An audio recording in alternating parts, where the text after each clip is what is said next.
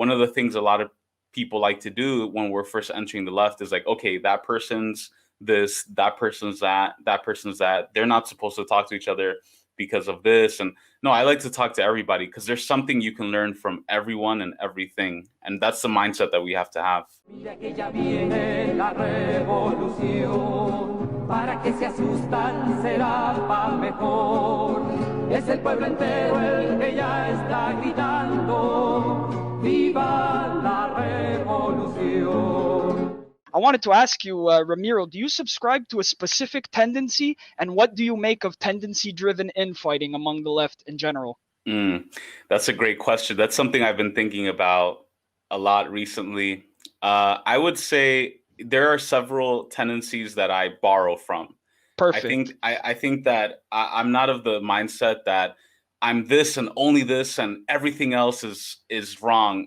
It's a very undialectical way of understanding politics. And that's the irony. That's the ironic part about so much of the Marxist left is like, even though Marx is telling us that dialectic is a science, that boundaries and the borders of what we consider something to be this or that, in what Marx calls the process of abstraction, which is like the process by which we create a boundary around something. Right. It's kind of like when you're at the beach and you see the sand and the water, the boundary between the sand and the water is constantly fluxing depending on the day, the time, if the sun's up, if the moon's up. There's no set boundary. It's constantly changing. And that's the way that communists have to think of political ideology. It's not set in stone. It's constantly moving, constantly changing. Granted, certain things we're not going to compromise on, right? We're not going to compromise on capitalism and imperialism. But for some of the secondary contradictions, we can adjust as depending on the circumstances. But going back to the question, I borrow from several ideologies.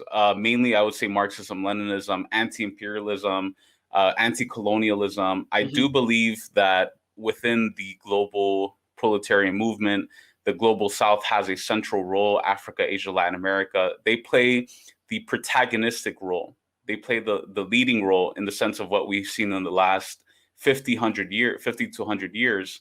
Most of the revolutions have come from the global South. However, that's not to preclude any revolutionary organizing or oppressed peoples in the global North or in the first world. But objectively, statistically speaking, the uprisings, the takings of power, and just the size of those populations are much smaller compared to Africa, Asia, and Latin America, where you have broader swaths of oppressed working and peasant people who have had successful revolutions. But I think I am very influenced by also elements of anarchism. I'm influenced by elements of nationalism, progressive patriotic nationalism, not bourgeois nationalism or chauvinism. I'm also influenced by some elements of liberation theology. I'm an atheist, but I don't necessarily have a higher being that I subscribe to, but I do recognize somewhere in Latin America, for example, like where I just came from now, from Nicaragua, where 95% of the population is like Christian Catholic, and they equate the teachings of socialism with the Bible and Jesus. So I'm very open-minded. I like to say I'm a non-denominational communist, if that makes sense. Like, yeah, perfect sense. I'll work with anybody, and same thing with anarchists as well. There are people, we have to move away from this concept that we should judge people based on what political ideology they have on paper, because I've met a lot of people who have great politics on paper, who are MLs, who are solid dialectical materialists, who are anti-imperialists, all this stuff. But in real life, they're just very shitty people and just horrible, and they don't practice that. So people have different values.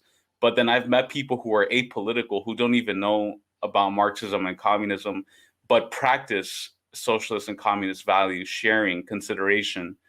So it's really that I've been really changing my perspective around that in terms of like ideologies and how we kind of categorize people. Because I think one of the things a lot of people like to do when we're first entering the left is like, okay, that person's this, that person's that, that person's that. They're not supposed to talk to each other because of this. And no, I like to talk to everybody because there's something you can learn from everyone and everything. And that's the mindset that we have to have.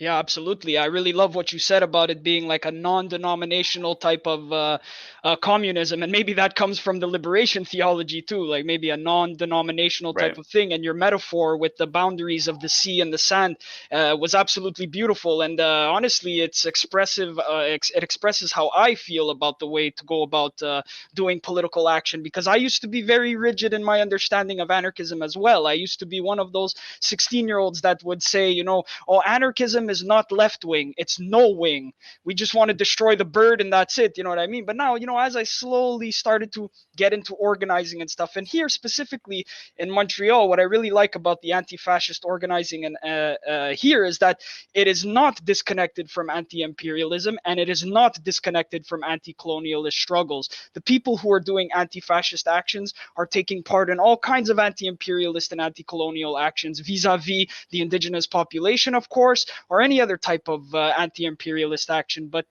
so that was absolutely beautiful what you said, honestly, and you tend to have that effect on me when I hear you talk. It's very nice. I get goosebumps. You know what I mean? Thanks, But man. I appreciate that.